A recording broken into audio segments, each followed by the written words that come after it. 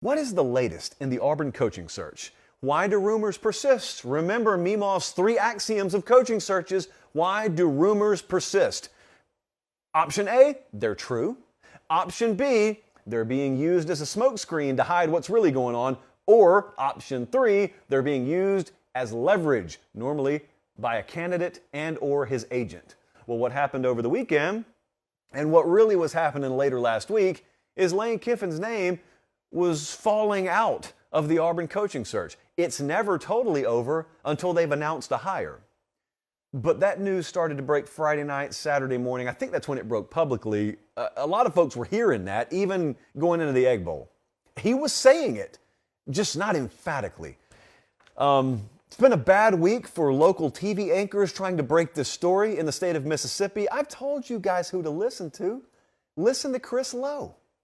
I'll tell you the ones who are most connected and plugged in, and I'm going to tell you why the Pete Thamels of the world and the Chris Lowe's of the world and the Ross Dellingers of the world, do you know why their word is gospel on these coaching searches? And do you know why local TV anchors normally whiff? Do you know why podcasters normally whiff? Do you know why I stay out of the news breaking business? Because I know who their sources are. And their sources, how should I say this and not exactly give it away? Their sources are as close to the situation as a source could possibly be. The Mirror is not closer to Lane Kiffin and the coaching search there than Chris Lowe's source is. Have I been clear enough there? Okay, because I'm at these games and I get to see some things you guys don't get to see. So just wait until those guys report it.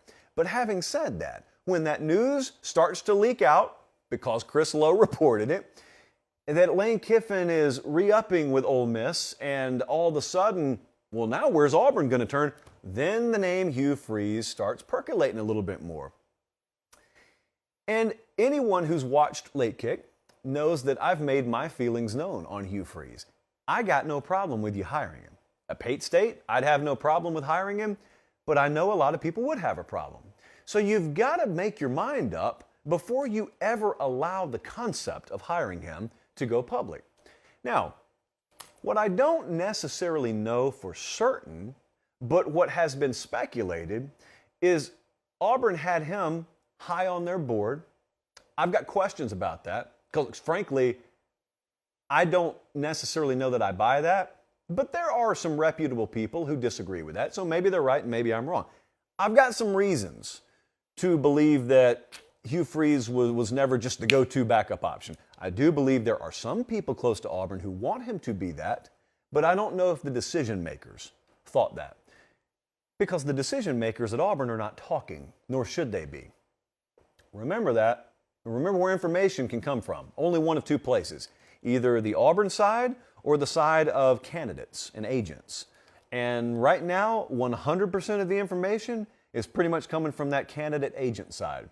Doesn't mean it's all false, but it does mean there's an angle there that's not being countered by information coming from the Auburn camp. Anyway, I say all that to say there are a lot of folks out there who think Hugh Freeze was a slam dunk option B for Auburn.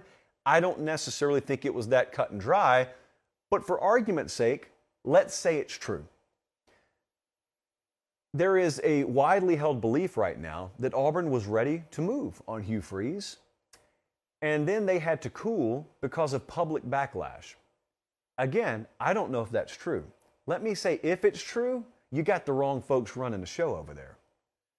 Let me say it one more time. I don't know if it's true, but if it's true, you have people who are in reactionary mode. You have reactors instead of people who are proactive and who couldn't care less what the fans say. Respectfully, there's a reason why they pay to watch the product that you put on the field. And there's a reason why you are paid to put that product on the field, because you, allegedly, are equipped. You're more qualified to make those decisions. If you're floating names out to gauge public backlash and your decision thereafter will totally depend on whether or not people get mad at you, if you're actually aware of what folks are saying on message boards, if you're aware of what is and isn't trending in the dark, dark recesses of Auburn Twitter, you've already lost your job. It's not going to be taken from you tomorrow, but you are on borrowed time. Now, for the third time, I'm going to reiterate, I don't know if that's the case here. Just let me say that generically for any coaching search from now until eternity that happens. But if it's true that Lane Kiffin and Hugh Freeze are off the board, where does this coaching search turn? Does anyone have any ideas? Where does this coaching search? It ain't going to be Luke Fickell. It turns out he was in play all along, but not for Auburn because he just signed with Wisconsin. I know a lot of you have been out and about today, and that news is taking you by surprise. Yes, Cincinnati's Luke Fickell is now the head coach at Wisconsin. Just a bombshell move for Wisconsin. I'll talk about that later. Remember, please remember, the decision makers are not talking. Okay, Rich McGlynn, John Cohen, those guys are not talking. They are very tight-lipped about this. And so the information that you're getting is coming from elsewhere. And the noise all coming from the other side means that some of that information is being used as a tool because said proprietors of that information understand how to use it as leverage, and not everything you hear is true. And in light of new information, it creates a vacuum because there's an intense thirst for new info.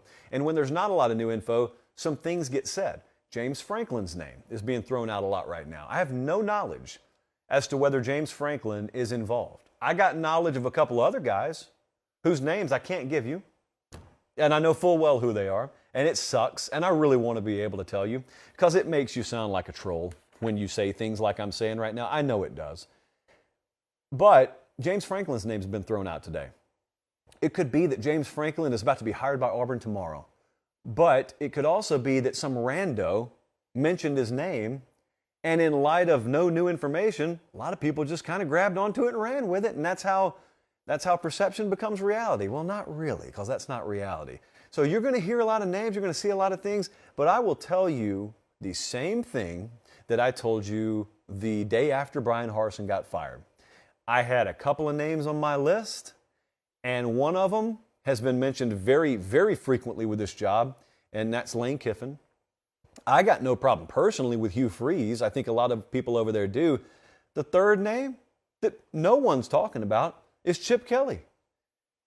I'm going to give you time to roll your eyes. I'm going to give you time to push back on that and scoff at it. See, a lot of folks are too married with the way college football has worked in the SEC.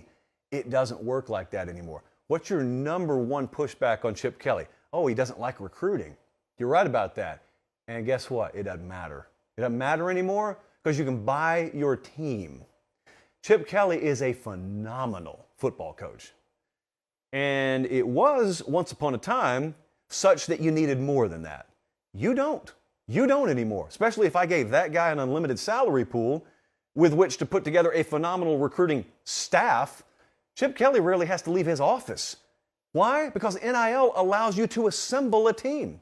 It's a lot more like the NFL world than it ever has been before.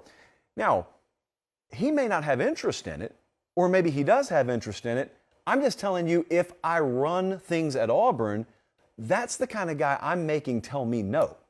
That's what I'm telling you. I hadn't heard his name mentioned publicly at all outside of this show, but that's a guy that I'm going to make tell me no before I move on. Because I know that what I need this point moving forward is different than what I would have needed when I made my last hire or my last to last hire. 2016 college football and 2023 college football are worlds different. Chip Kelly would have been a failure at Auburn or anywhere in the SEC, quite frankly, 5 or 6 years ago. I think he'd flourish now. If he doesn't want to come down here, make him tell you no. But that's the direction I'd go. Look, I don't think this thing's going to linger many more days. So I think that there is resolution coming one way or the other. I do have that on pretty good authority. I just don't know who it's going to be. Do you know who it's going to be? Do you guys know who it's going to be? If you do, please let me know. I don't want guesses, though. I only want what the lady who works at the Chevron's cousin who knows a Board of Trustee member has told you. That and that only is the kind of concrete information with which this show runs on. Guys, thanks for watching Late Kick. Make sure to leave a comment. I love interacting with you. But most of all, please like the video and subscribe to the channel. That's how we keep all of this free.